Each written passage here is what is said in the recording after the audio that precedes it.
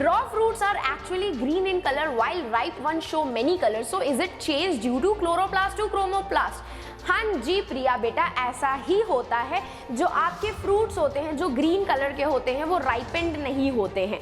तो जब वो राइपेंड होते हैं तो उनके अंदर जो क्लोरोप्लास्ट होता है वो क्रोमोप्लास्ट में धीरे धीरे करके कन्वर्ट हो जाता है, जिसकी वजह से इतने वाइब्रेंट कलर्स आपको अपने फ्रूट्स में देखने के लिए मिलते हैं। प्लांट में हम उनको एपिडर्मिस के नाम से जानते हैं। किसके नाम से जानते हैं? एपिडर्मिस के नाम से जानते हैं। तो जो आपकी प्राइमरी प्लांट बॉडी, अब ध्यान से सुनना, प्राइमरी का मतलब क्या होता है? प्राइमरी प्लांट बॉडी का मतलब ये होता है कि ऐसे प्लांट्स जो अभी अभी हर्ब्स और श्रब्स बने, बिल्कुल छोटे से सीड से ग्रो अप होकर के हर्ब्स और श्रब्स बने हैं, उनकी हाइट इंक्रीज हो रही है। हे सेल्स, कैसे हो आप सब? आई होप सब बहुत अच्छे होंगे। सबकी पढ़ाई भी और सबकी लाइफ भी काफ़ी अमेजिंग चल रही होगी। मैं हूँ आपकी अपनी Khushbu ma'am, biology master teacher at Vedantu. तो आज के सेशन में जैसे मैम ने आपको बताया था कि डाउट सेशन होने वाला है, जहाँ पे हम स्पेसिफिकली टिश्यूज चैप्टर के आपके सारे डाउट्स को सॉल्व करने वाले हैं। तो मेक श्योर ज़रूर करना कि इस सारे सेशन को, इस पूरे सेशन को आप स्टार्ट से लेकर एंड तक ज़रूर अटेंड कर रहे हो, ताकि जो भी डाउट्स आपके मैंने इसमें ऐड ऑन किए हैं जो कम्युनिटी पोस्ट पे अवेलेबल थे वो आपके क्या हो जाए, क्लियर हो जाए। चलो, तो let's start our session without wasting much more time. Here we go with a प्यारा सा dose of motivation. Always remember, you are braver than you believe, stronger than you seem, smarter than you think, and loved more than you know. भाई, तो ये तो Gunnu ma'am personally भी आपको बोलना चाहेंगी कि आप बहुत ज़्यादा स्मार्ट और अच्छे बच्चे हैं। बस आप लोग गलती ये करते हैं कि जो कंसिस्टेंसी मैम मेंटेन करने के लिए बोलती हैं आपको पढ़ाई में, वो आप नहीं करते हैं, जिसकी वजह से भाई लास्ट में जाते जाते सिलेबस इकट्ठा हो जाता है और डाउट्स इकट्ठा हो जाते हैं और सब गड़बड़ हो जाती है। तो बस क्या करना है, गुन्नू मैम के सेशंस को टाइमली वॉच करना है, उनसे पढ़ाई करनी है ठीक से, ताकि आपके कोई भी डाउट्स जो भी आपको पर्टिकुलर चैप्टर में आ रहे हैं वो क्या हो जाए, क्लियर अप हो जाए। चलो, तो let's start our session with the very first doubt. तो देखिए भाई, किसने पूछा है? प्रिया जी ने, हमारी प्यारी सी प्रिया ने पूछा है कि ma'am doubt in cell chapter. Okay, कोई बात नहीं। Raw fruits are actually green in colour while ripe one show many colours, so is it change due to chloroplast to chromoplast? हाँ जी प्रिया बेटा, ऐसा ही होता है। जो आपके फ्रूट्स होते हैं जो ग्रीन कलर के होते हैं वो राइपेंड नहीं होते हैं। तो जब वो राइपेंड होते हैं तो उनके अंदर जो क्लोरोप्लास्ट होता है वो क्रोमोप्लास्ट में धीरे धीरे करके कन्वर्ट हो जाता है, जिसकी वजह से इतने वाइब्रेंट कलर्स आपको अपने फ्रूट्स में देखने के लिए मिलते हैं। तो ये बिल्कुल करेक्ट स्टेटमेंट है, ऐसा ही होता है, जिसकी वजह से आपके रॉ जो फ्रूट्स होते हैं वो ग्रीन दिखते हैं क्लोरोप्लास्ट की प्रेजेंस की वजह से, और वही क्लोरोप्लास्ट धीरे धीरे करके क्रोमोप्लास्ट में कन्वर्ट हो जाता है, जो उन फ्रूट्स को वाइब्रेंट कलर प्रोवाइड करता है। ठीक है, चलो भाई नेक्स्ट क्वेश्चन देख लेते हैं हमारे प्यारे से। ये तो उसने अपनी शायद मम्मी के उससे किया है, बट आई थिंक सो ये मानव है, प्यारा सा क्यूट सा बच्चा है ना। हाय गुन्नू मैम, हाय बच्चे। I had a doubt that what is the work of guard cells, stomata and epidermal tissues. Okay. देखो, एपिडर्मल टिश्यूज जो होते हैं वो आपके एनिमल्स में भी प्रेजेंट होते हैं, प्लांट में भी प्रेजेंट होते हैं। प्लांट में हम उनको एपिडर्मिस के नाम से जानते हैं। किसके नाम से जानते हैं? एपिडर्मिस के नाम से जानते हैं। तो जो आपकी प्राइमरी प्लांट बॉडी, अब ध्यान से सुनना, प्राइमरी का मतलब क्या होता है? प्राइमरी प्लांट बॉडी का मतलब ये होता है कि ऐसे प्लांट्स जो अभी हर्ब्स और श्रब्स बने, बिल्कुल छोटे से सीड से ग्रो अप होकर के हर्ब्स और श्रब्स बने हैं, उनकी हाइट इंक्रीज हो रही है। क्या इंक्रीज हो रही है? उनकी हाइट इंक्रीज हो रही है। तो उस टाइप के प्लांट के बॉडी को हम प्राइमरी प्लांट बॉडी बोलते हैं। तो इन प्राइमरी प्लांट बॉडी में ना आपकी सबसे आउटर मोस्ट कवरिंग जो होती है प्लांट्स की, सबसे बाहर वाली, उसको एपिडर्मिस बोलते हैं। ये एपिडर्मिस में ना छोटे छोटे टाइनी पोर्स प्रेजेंट होते हैं। इसी एपिडर्मल लेयर में आपकी टाइनी पोर्स प्रेजेंट होते हैं। उन टाइनी पोर्स को हम बोलते हैं स्टोमेटा। ठीक है, क्या बोलते हैं? स्टोमेटा। तो अब भाई ये जो स्टोमेटा होता है, एक्चुअली इसका स्ट्रक्चर कुछ इस तरीके से दिखता है। ठीक है, ये आपके दो इसमें क्या प्रेजेंट होते हैं? गार्ड सेल्स प्रेजेंट होती है। जो किडनी बीन शेप्ड आप देख रहे हो, ये आपके इन्हीं को ही क्या बोलते हैं हम? गार्ड सेल्स बोलते हैं। क्या बोलते हैं? Guard cells. और ये स्टोमेटा के स्ट्रक्चर का पार्ट होते हैं, मतलब जैसे आपके बॉडी के स्ट्रक्चर का पार्ट बोन है, कार्टिलेज है, बाकी सारे टिश्यूज हैं, सिमिलरली स्टोमेटा के स्ट्रक्चर का पार्ट ये गार्ड सेल्स होते हैं। तो जब भी स्टोमेटा को बंद और खुलना होता है, मतलब ये जो बीच वाला पोर दिख रहा है ना, इसको हम बोलते हैं स्टोमेटल पोर। ठीक है, क्या बोलते हैं? स्टोमेटल पोर बोलते हैं। और यहीं से ही आपका स्टोमेटा क्या परफॉर्म करता है? गैसेस का एक्सचेंज करता है फोटोसिंथेसिस के लिए, और यहीं से ही वो इवापोरेशन का प्रोसेस परफॉर्म करता है, दैट इज द ट्रांसपिरेशन। तो जब भी आपके आजू बाजू सेल्स से पानी निकल करके आपके इन्हीं गार्ड सेल्स के अंदर भरने लग जाता है, इस तरीके से किसी अगल बगल के सेल्स में से H2O अंदर जाने लगता है, तो ये गार्ड सेल्स जो होते हैं मोटू हो जाते हैं। क्या हो जाते हैं? मोटू हो जाते हैं, और स्वेल हो करके ये जो स्टोमेटल पोर मैंने अभी दिखाया इसको ओपन कर देते हैं। ठीक है, इसका पूरा कंसेप्ट अपने क्लास 10th में पढ़ोगे। गार्ड सेल्स का मेन रोल बस यही होता है कि वो स्टोमेटा की ये जो टाइनी पोर्स होते हैं इसकी ओपनिंग और क्लोजिंग में मदद करता है। और ये स्टोमेटा जो होता है आपके एपिडर्मिस लेयर में प्रेजेंट होता है, छोटे छोटे पोर्स की तरह, क्योंकि यही आपके गैसेस के एक्सचेंज में और ट्रांसपिरेशन के प्रोसेस में मदद करता है। और भाई एनिमल में एपिडर्मल टिश्यू नहीं होते, एपिथेलियल टिश्यू होते हैं। सॉरी मुझसे गड़बड़ हो गई। एनिमल टिश्यूज में एपिथेलियल टिश्यूज होते हैं। तो एपिथेलियल, जैसे एपिथेलियल आपकी आउटर मोस्ट कवरिंग बनाते हैं, उसी तरीके से आपके प्लांट में आउटर मोस्ट कवरिंग जो होती है वो एपिडर्मिस बनाते हैं। ठीक है, उसी एपिडर्मिस में स्टोमेटा प्रेजेंट होता है, और स्टोमेटा का स्ट्रक्चर, स्टोमेटा का जो स्ट्रक्चर है उसके अंदर जो चीजें प्रेजेंट हैं उनमें से एक होता है स्ट्रक्चर उसका गार्ड सेल। जैसे हमारी बॉडी में बोन्स प्रेजेंट है, हमारी बॉडी का स्ट्रक्चर बनाते हैं, वैसे ही गार्ड सेल्स जो होते हैं स्टोमेटा का स्ट्रक्चर बनाते हैं। ठीक है, इजी इजी। अरे हाँ, नीचे तो मानव लिखा हुआ है, फिर भी मैं ऊपर देख रही थी। सॉरी, बट मैं तुम्हारी फोटो से तुम्हें पहचान गई। क्यूट सा लगता है बच्चा जरा सा एकदम। चलो भाई, next question. Hi Arushi, hi, I have a doubt in the topic epidermis and in neurons. So अभी एपिडर्मिस मैंने आपको बताया कि एपिडर्मिस जो होता है ना, वो आपकी जो ऐसे प्लांट्स जो अपनी लेंथ को बढ़ा रहे होते हैं, क्या कर रहे होते हैं?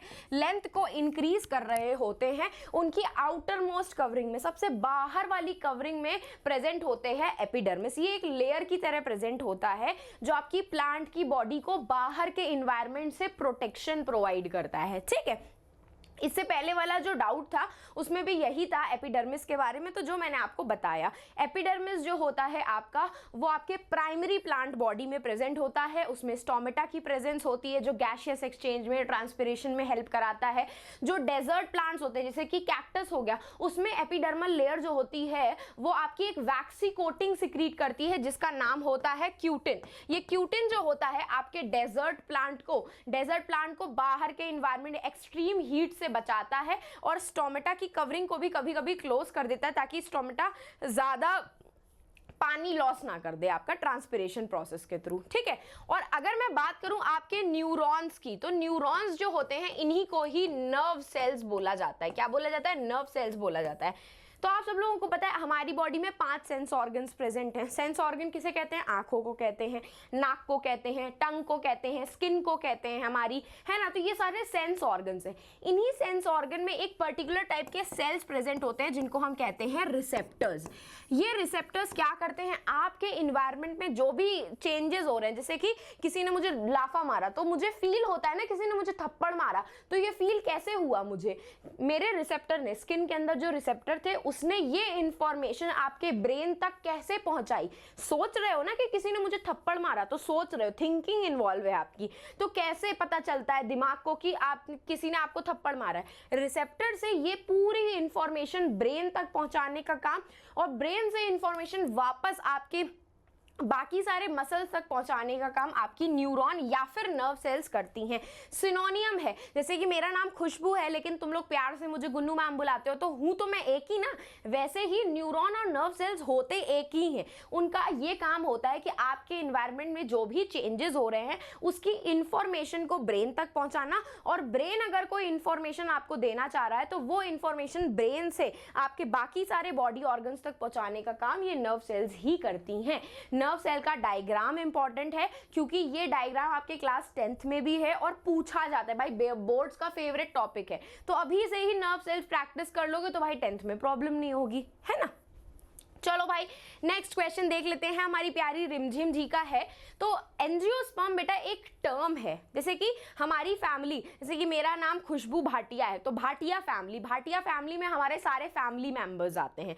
तो एंजियोस्पर्म जो होता है एक ऐसी फैमिली है, एंजियोस्पर्म जो है एक ऐसी फैमिली है जिसके अंदर आपके फ्रूट और फ्लावर बियरिंग प्लांट्स आते हैं। मतलब जिन पौधों के ऊपर, जिन प्लांट्स के ऊपर फ्रूट्स होते हैं, फ्लावर्स होते हैं, वो सारे प्लांट्स आपके इसी एंजियोस्पर्म वाली फैमिली के अंदर आते हैं। एंजियोस्पर्म कहीं टर्म मेंशन है तो समझ जाना वो ऐसे प्लांट की बात हो रही है जिसपे या तो फ्रूट आते होंगे या तो उस पे फ्लावर्स आते होंगे। जैसे मैंगो का फ्रूट हो, मैंगो का प्लांट हो गया है ना, या फिर चमेली का फूल हो गया, या फिर आपके बाकी सारे रोज का प्लांट हो गया। तो रोज भी आपका एंजियोस्पर्म में आता है, क्यों? क्योंकि उस पे फ्लावर्स आते हैं। मैंगो प्लांट किस में आ गया? वो भी एंजियोस्पर्म में आता है क्योंकि उस पे फ्रूट्स आते हैं, ठीक है। और जाइलम वेसल्स एंड ट्रैकीड्स, देखो जाइलम एंड वेसल्स जो क्या होते हैं ना, एक ट्यूब लाइक स्ट्रक्चर होते हैं, ठीक है। वेसल्स जो होता है इसे एक ब्रॉड स्ट्रक्चर होता है, जबकि ट्रेकीड्स जो होता है ना ऐसे पॉइंटेड स्ट्रक्चर्स बने होते हैं उसमें। और मेन काम जो आपका ट्रांसपोर्टेशन का करता है, वाटर का ट्रांसपोर्टेशन, वो वेसल्स करवाते हैं। और वेसल्स की मदद करने के लिए आपके ट्रेकीड्स होते हैं। मतलब ये आपस में दोनों मिल करके आपका मेनली पानी का ट्रांसपोर्टेशन, वाटर और मिनरल्स का ट्रांसपोर्टेशन वर्टिकली करवाते हैं। मतलब रूट से पानी आपका लीफ तक या बाकी सारे प्लांट्स तक वर्टिकली कैसे जा रहा है, ये करने का काम आपके ट्रेकीड्स और वेसल्स करते हैं। ये डेड सेल्स होते हैं, इनमें लिविंग कोई भी कंपोनेंट नहीं प्रेजेंट होता। बाकी आप ये बॉर्डर्ड पिट और ये बॉर्डर्ड पिट और सिंपल पिट देख रहे हैं, इसका मतलब ये होता है कि इन वेसल्स और ट्रैकीड्स में छोटे छोटे कैविटीज प्रेजेंट होती है, छोटे छोटे छेद प्रेजेंट होते हैं, होल्स प्रेजेंट होते हैं, जिनको हम साइंटिफिक लैंग्वेज में या तो पोर्स बोलते हैं या तो कैविटीज बोलते हैं। तो ये पिट क्या करते हैं ना, बहुत ही पतली पतली लेयर से सेल वॉल से बने होते हैं। यहाँ पे जो आपकी सेल वॉल प्रेजेंट होगी ना इन लेयर्स में, वो इतनी पतली होती है बॉर्डर्ड पिट के पास में कि ताकि उसके अंदर से जब पानी फ्लो हो रहा है तो आपस में भी वो लोग पानी एक दूसरे के साथ फ्लो कर सके। मतलब वेसल जो होता है जस्ट बगल में ट्रैकीड्स के प्रेजेंट होता है, तो ट्रैकीड्स में जो वाटर है वो आपकी वेसल्स में इन्हीं बॉर्डर्ड पिट के थ्रू एंटर कर सकता है, और वेसल्स में से जो पानी है इन्हीं बॉर्डर्ड पिट में से ट्रैकीड्स के अंदर जा सकता है। तो ये आपस में इकट्ठा होकर के पानी का ट्रांसपोर्टेशन करते हैं। और ये बॉर्डर्ड पिट एक तरीके से पोर्स होते हैं कि आपस में भी वो पानी का एक्सचेंज कर सकें ताकि एक दूसरे के ऊपर बर्डन ना हो, ठीक है। नेक्स्ट हमारी आती है प्यारी सी Purvi ji, and doubt in gland tissue where it is present and its function. Okay, प्यारा सा इमोजी भी भेजा है उसने, cute ma'am, thank you so much. And xylem and phloem का डायग्राम, ठीक है। तो डायग्राम अभी मैं आपको दिखा देती हूँ। फिलहाल हम बात करते हैं आपके ग्लैंडुलर एपिथेलियल टिश्यूज के बारे में, ठीक है। ग्लैंडुलर एपिथेलियल टिश्यूज जो होते हैं एक तरीके से आपके स्पेशलाइज्ड सेल्स से बने होते हैं, ठीक है, जिनका काम क्या होता है, किसी भी चीज का सिक्रीशन करवाना, ठीक है। ये कहाँ प्रेजेंट होते हैं? दो टाइप के ग्लैंड्स में प्रेजेंट होते हैं, जैसे कि एक्सोक्राइन ग्लैंड, ठीक है। इनके बारे में डिटेल आप क्लास 10th में पढ़ोगे। बता देती हूँ कि दो तरीके के ग्लैंड्स आपकी बॉडी में प्रेजेंट होते हैं, एक होते हैं एक्सोक्राइन, एक होते हैं एंडोक्राइन। तो ये एक्सोक्राइन और एंडोक्राइन ग्लैंड्स जो होते हैं ना, इन्हीं के अंदर ये ग्लैंडुलर एपिथेलियल टिश्यूज सेल्स बने होते हैं, प्रेजेंट होते हैं। और ये क्या करवाते हैं? सिक्रीशन करवाते हैं। जैसे कि आपका स्वेट ग्लैंड है, स्वेटिंग करवाता है ना। ऑयल ग्लैंड है, ऑयल रिलीज करता है। स्टमक का जो ग्लैंड होता है वो एंजाइम्स रिलीज करता है, ठीक है। लंग्स में, सॉरी लंग्स बोल रही हूँ, स्मॉल इंटेस्टाइन में ये ग्लैंड्स प्रेजेंट होते हैं तो स्मॉल इंटेस्टाइनल एंजाइम्स रिलीज करते हैं। तो इस तरीके से डिफरेंट डिफरेंट ग्लैंड्स के अंदर ये ग्लैंडुलर टिश्यूज प्रेजेंट होते हैं। देखो नाम से ही समझ में आ रहा है ग्लैंड्स के अंदर प्रेजेंट है।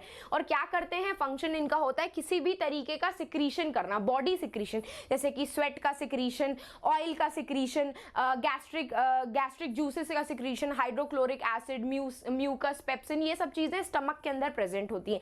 तो इन सब चीजों का सिक्रीशन कौन करता है? आपके यही ग्लैंडुलर एपिथेलियल टिश्यूज करते हैं, ठीक है। और रही बात जाइलम एंड फ्लोएम के डायग्राम की, तो इस डायग्राम का आप स्क्रीनशॉट ले सकते हो। देखो थोड़ा सा टफ डायग्राम है, लेकिन बार बार डेली बेसिस पे इस डायग्राम को प्रैक्टिस करोगे तो बहुत ईजिली बन जाएगा। तो आप इसका स्क्रीनशॉट ले सकते हो। सिमिलर ऐसा डायग्राम बना करके आ सकते हो फ्लोएम में, ठीक है। सिमिलर ऐसा डायग्राम बना करके आ सकते हो फ्लोएम में।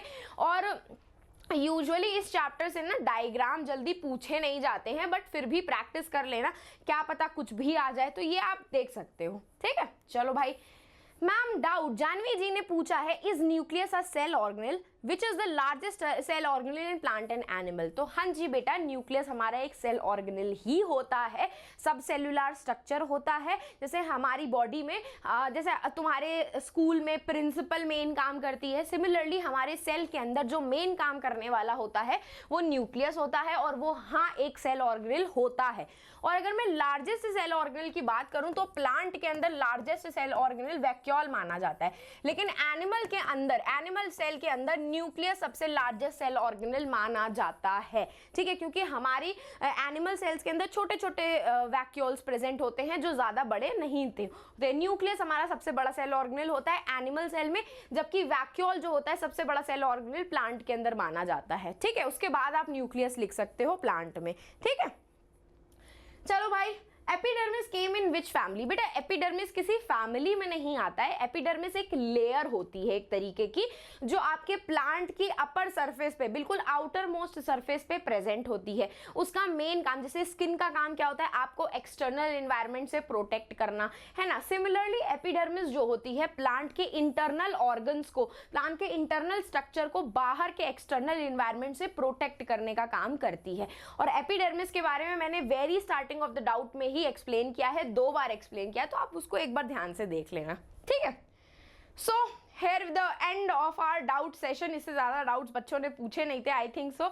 लग रहा है बच्चों ने बहुत अच्छे से ये चैप्टर पढ़ लिया है और उनको और ज़्यादा डाउट्स नहीं आए हैं। तो बस एक काम करना, जल्दी से टेलीग्राम चैनल को ज्वाइन कर लेना, ताकि जब भी मैं लाइव आऊँ या कोई भी सेशंस लेकर के आऊँ तो उसका टाइमली नोटिफिकेशन आपके पास पहुँच जाए। और अगर आपको अपनी प्यारी गुन्नू मैम को फॉलो अप करना है या रीच आउट करना है किसी डाउट से रिगार्डिंग, तो आप मुझे इंस्टाग्राम पे रीच आउट कर सकते हैं। खुशबू_भाटिया मेरा इंस्टाग्राम का अकाउंट है। एंड बस जाते जाते क्या करना है, मैम के सेशन को लाइक करना है, चैनल को सब्सक्राइब करना है और इसे अपने दोस्तों के साथ शेयर भी करना है, ताकि ऐसे ही हम फिर से तुमसे मिल सके चलते चलते। तो मेक श्योर जरूर करना कि you hit the like button and subscribe to the channel. Bye bye.